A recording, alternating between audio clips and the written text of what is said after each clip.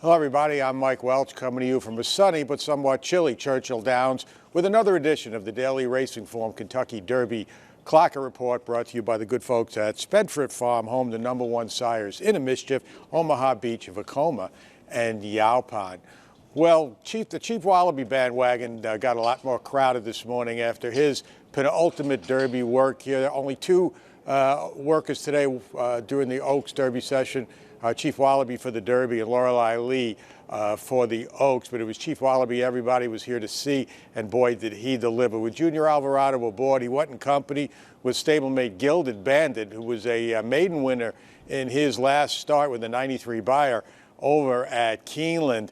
And Chief Wallaby broke off behind, drew even an early stretch, and then just accelerated from the wire on out. This was a 5-furlong work that began at the half-mile pole. I had him to the wire in 25-2, 48-1, shading 23 for the final quarter, and then he just readily pulled away from his workmate and just looked terrific doing it. Won 5/8 at a minute flat, and then went out in another 11-4, just under 12 seconds to complete 6 furlongs in 1:12 flat on my watch before easing up 7/8 and 26 and change.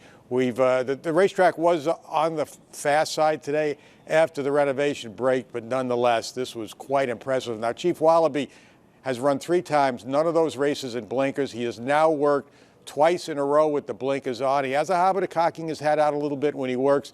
Wasn't out quite as much today, and obviously the blinkers have made a little bit of a difference. His concentration level better. This is the best work I've seen from him by far, and he's going to probably be a bit of a buzz horse now as we move forward, and he will run with blinkers on in the Derby. Talk about a key maiden race.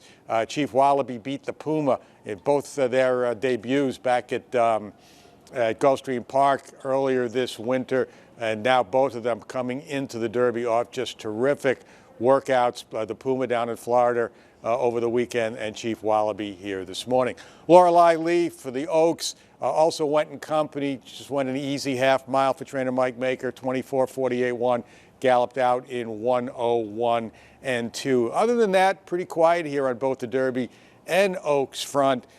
This morning, trainer Brad Cox had his Derby trio back out for regular gallops today, all early, all under the lights before 6 a.m. And of the trio, without a doubt, further ado, made the biggest impression on me, galloping very strongly. Worked the other day strong under a big hold, full of run, and looked that way this morning too.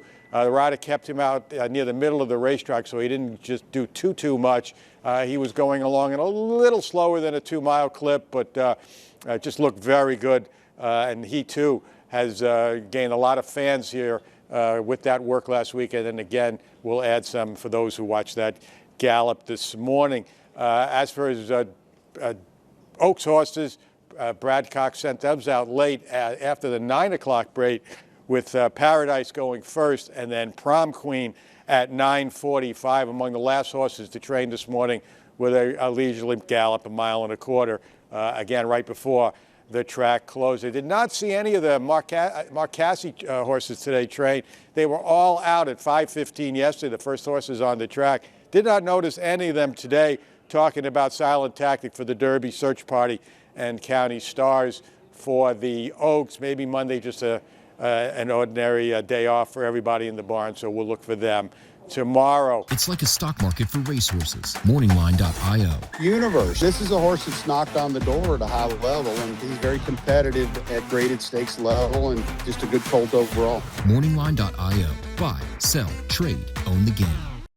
A lot of the Derby horses still have not arrived yet. We have a bunch still on the West Coast. 2 of those worked yesterday, and we're going to just review those. Pavlovian, who was the runner-up, just got beat by Emerging Market in the Louisiana Derby. Went in company, broke off 5 lengths behind a stablemate at the 3/4 pole, and went an easy 6 furlongs in went 6 furlongs in 1:15 and 1. Actually was set down to finish, had his head cocked out pretty good too, coming to the wire. A very ordinary gallop out, 1:28, an average work for a Pavlovian who did work in blinkers. And then Intrepidou got a little schooling in his work, had a couple of horses break off in front of him, came around those, joined up with one of his stablemates at mid-stretch, edged away at the end. I had him from the half in 24-1, 47-3, galloping out in 59 and change while a bit wide into the turn. Okay work, nothing spectacular, but I thought it was a good final work. Intrepido will be a Derby long shot coming off a 4th place finish in the Santa Anita Derby. So that's it for Sunday, Monday activity. Going to be slow here, relatively slow over the next couple of days, and then the big work is going to come, the big action will come over the weekend. Not the big works. Most of these horses have their penultimate works are their faster ones. A lot of maintenance over the weekend, but everybody will be here. They all have to be here by Saturday. They won't all work over the weekend. Some will get their final works in out of town, most notably Renegade, who right now is scheduled to have his final work down at Palm Beach Downs before shipping in Saturday morning for trainer Todd Pletcher. So keep it right here, DRF.com, with the best coverage of Kentucky Derby 2026.